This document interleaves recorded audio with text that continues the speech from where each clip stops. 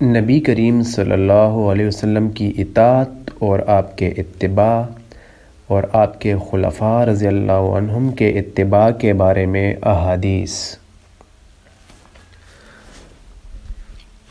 حضرت ابو ہریرہ رضی اللہ تعالیٰ عنہ حضور اقدس صلی اللہ علیہ وسلم کا ارشاد نقل فرماتے ہیں کہ جس نے میری اطاعت کی اس نے اللہ کی اطاعت کی، جس نے میری نافرمانی کی اس نے اللہ کی نافرمانی کی، اور جس نے میرے امیر کی اطاعت کی اس نے میری اطاعت کی،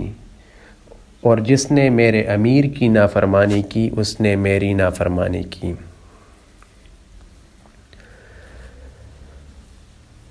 دوسری حدیث ہے، حضرت ابو ہریرہ رضی اللہ تعالیٰ عنہ حضور اقدس صلی اللہ علیہ وسلم کا ارشاد نقل فرماتے ہیں کہ میری ساری امت جنت میں داخل ہوگی، لیکن جو انکار کرے گا وہ جنت میں داخل نہیں ہوگا۔ عرض کیا گیا، اور کون انکار کرے گا؟ آپ صلی اللہ علیہ وسلم نے فرمایا، جس نے میری اطاعت کی وہ جنت میں داخل ہوگا، اور جس نے میری نافرمانی کی اس نے انکار کیا۔ حضرت جابر رضی اللہ تعالیٰ عنہ ارشاد فرماتے ہیں کہ چند فرشتے نبی کریم صلی اللہ علیہ وسلم کے پاس آئے اور آپ سو رہے تھے۔ ان فرشتوں نے آپس میں کہا کہ تمہارے اس ساتھی کے لیے ایک مثال ہے، اس مثال کو بیان کرو۔ بعض فرشتوں نے کہا کہ یہ سو رہے ہیں، اور بعض فرشتوں نے کہا کہ ان کی آنکھیں سوتی ہیں اور دل بیدار رہتا ہے۔ تو فرشتوں نے کہا کہ ان کی مثال اس آدمی جیسی ہے کہ جس نے ایک گھر بنایا اور اس گھر میں کھانے کی ایک دعوت کا انتظام کیا اور ایک بلانے والے کو بھیجا، تو جس نے اس بلانے والے کی بات نہ مانی، نہ وہ گھر میں داخل ہوا اور نہ اس دعوت میں سے کھایا۔ پھر فرشتوں نے کہا کہ اس مثال کا مطلب ان کے سامنے بیان کرو۔ اس پر بعض فرشتوں نے کہا یہ تو سو رہے ہیں، اور بعض نے کہا کہ ان کی آنکھیں سوتی ہیں اور دل بیدار رہتا ہے۔ تب فرشتوں نے یہ مطلب بیان کیا کہ وہ گھر جنت ہے اور بلانے والے محمد صلی اللہ علیہ وسلم ہیں، لہٰذا جس نے محمد صلی اللہ علیہ وسلم کی اطاعت کی اس نے اللہ کی اطاعت کی، اور جس نے محمد صلی اللہ علیہ وسلم کی نافرمانی کی اس نے اللہ کی نافرمانی کی، اور محمد صلی اللہ علیہ وسلم کی وجہ سے لوگوں کی دو قسمیں ہو گئیں، یعنی جس نے آپ کی مانی اس نے اللہ کی مانی اور جنت میں جائے گا، اور جس نے آپ کی نہ مانی اس نے اللہ کی نہ مانی اور وہ جنت میں نہیں جائے گا۔ حضرت ابو موسیٰ رضی اللہ تعالیٰ عنہ حضور اقدس صلی اللہ علیہ وسلم کا ارشاد نقل فرماتے ہیں کہ میری اور اس دین کی مثال جس کو دے کر اللہ تعالیٰ نے مجھے بھیجا ہے اس آدمی جیسی ہے جو اپنی قوم کے پاس آیا اور کہا کہ اے میری قوم، میں نے اپنی آنکھوں سے یعنی دشمن کے بڑے لشکر کو تمہاری طرف آتے ہوئے دیکھا ہے، میں تم کو بے غرض ہو کر ڈرا رہا ہوں، لہٰذا جلدی کرو یہاں سے بھاگنے میں۔ چنانچہ اس کی قوم میں سے کچھ لوگوں نے اس کی بات مان لی اور سر شام چل دیے اور آرام سے چلتے رہے، اور وہ تو بچ گئے، اور اس قوم میں سے کچھ لوگوں نے اسے جھوٹا سمجھا اور وہیں ٹھہرے رہے، تو دشمن کے لشکر نے ان پر صبح حملہ کر کے ہلاک کر دیا اور ان کو بالکل ختم کر دیا۔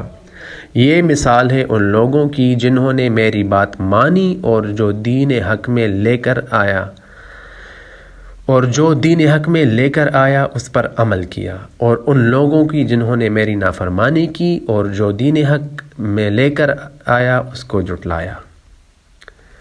اگلی حدیث ہے حضرت عبداللہ ابن عمر رضی اللہ تعالیٰ عنہ حضور اقدس صلی اللہ علیہ وسلم کا ارشاد نقل فرماتے ہیں کہ جو کچھ بنی اسرائیل پر آیا وہ سب کچھ میری امت پر ضرور آئے گا، اور دونوں میں ایسی مماثلت ہوگی جیسے کہ دونوں جوتے ایک دوسرے کے برابر کیے جاتے ہیں، یہاں تک کہ اگر بنی اسرائیل میں سے کسی نے اپنی ماں کے ساتھ کھلم کھلا زنا کیا ہوگا تو میری امت میں بھی ایسا شخص ہوگا جو اس کام کو کرے گا۔ اور بنی اسرائیل 72 فرقوں میں تقسیم ہو گئے تھے، میری امت 73 فرقوں میں تقسیم ہو جائے گی، اور ایک فرقہ کے علاوہ باقی تمام فرقے جہنم میں جائیں گے۔ صحابہ رضی اللہ تعالیٰ عنہم نے عرض کیا، یا رسول اللہ، وہ ایک فرقہ کون سا ہوگا؟ آپ نے فرمایا، جو اس راستے پر چلے جس پر میں اور میرے صحابہ رضی اللہ عنہم ہیں۔ حضرت ارباز ابن ساریہ رضی اللہ تعالیٰ عنہ فرماتے ہیں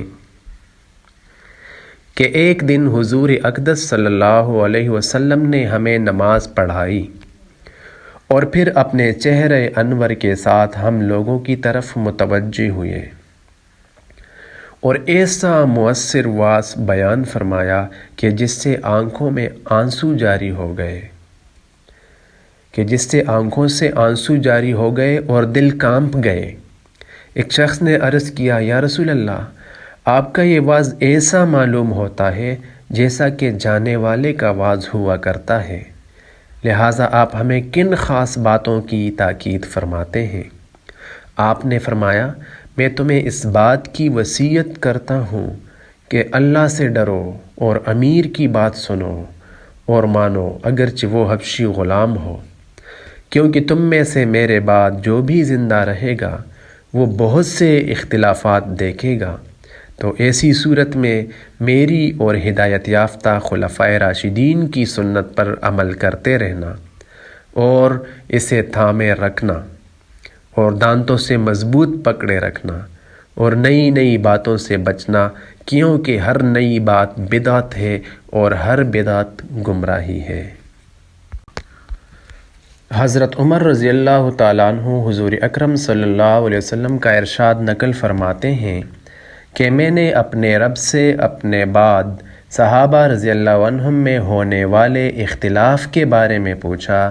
تو اللہ تعالیٰ نے میرے پاس یہ وحی بھیجی کہ اے محمد صلی اللہ علیہ وسلم،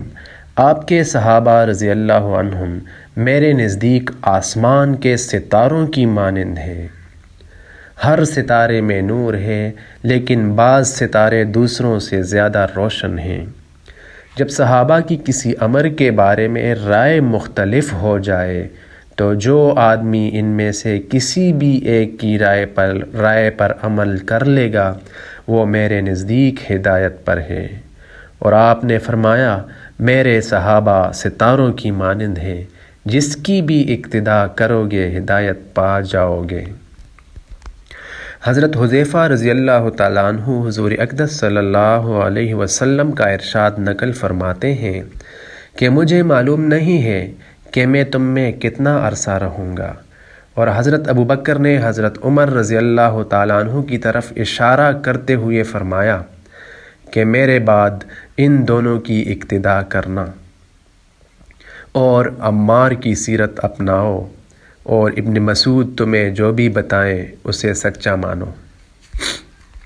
حضرت بلال بن حارث مزنی حضور اقدس صلی اللہ علیہ وسلم کا ارشاد نقل فرماتے ہیں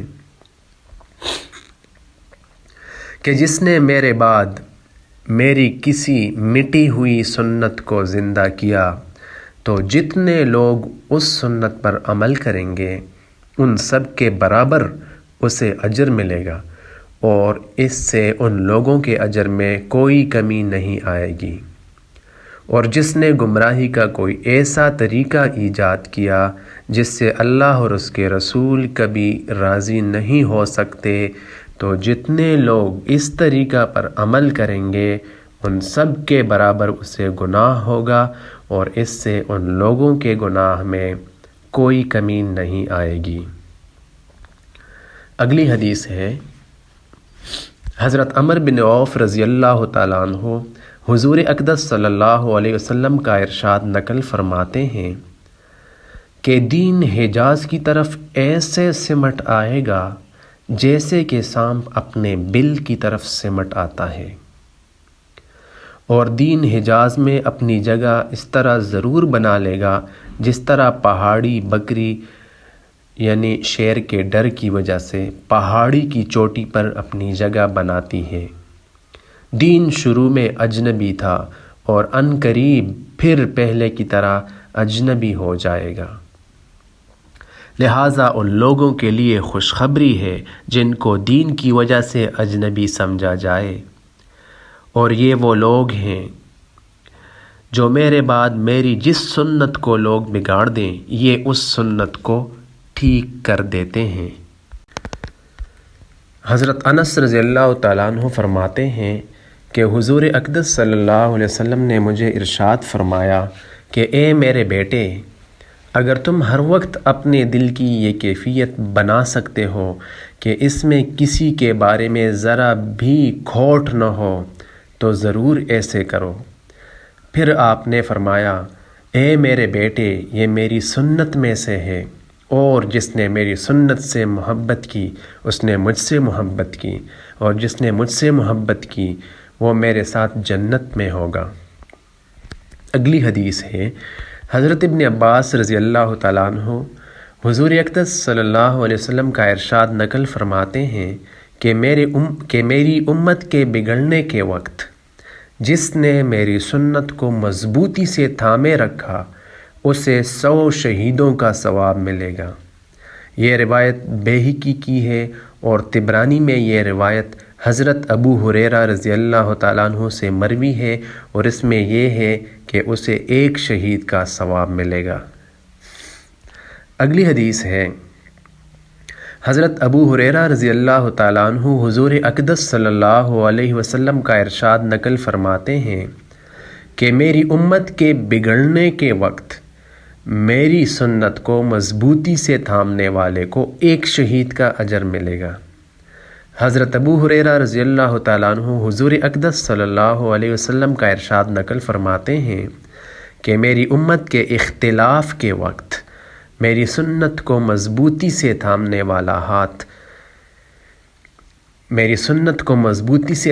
والا ہاتھ میں چنگاری لینے والے کی طرح ہوگا۔ حضرت انس رضی اللہ تعالیٰ عنہ حضور اقدس صلی اللہ علیہ وسلم کا ارشاد نقل فرماتے ہیں کہ جو میری سنت سے اعراض کرے اس کا میرے سے کوئی تعلق نہیں ہے۔ یہ روایت مسلم کی ہے، اور ابن عساکر میں یہ روایت حضرت ابن عمر رضی اللہ تعالیٰ عنہما سے مروی ہے، اور اس کے شروع میں یہ الفاظ بھی ہیں کہ جس نے میری سنت پر عمل کیا اس کا مجھ سے تعلق ہے۔ حضرت عائشہ رضی اللہ تعالیٰ عنہا حضور اقدس صلی اللہ علیہ وسلم کا ارشاد نقل فرماتی ہیں کہ جس نے سنت کو مضبوطی سے تھاما وہ جنت میں داخل ہوگا۔ حضرت انس رضی اللہ تعالیٰ عنہ حضور اقدس صلی اللہ علیہ وسلم کا ارشاد نقل فرماتے ہیں کہ جس نے میری سنت کو زندہ کیا اس نے مجھ سے محبت کی، اور جس نے مجھ سے محبت کی وہ میرے ساتھ جنت میں ہوگا۔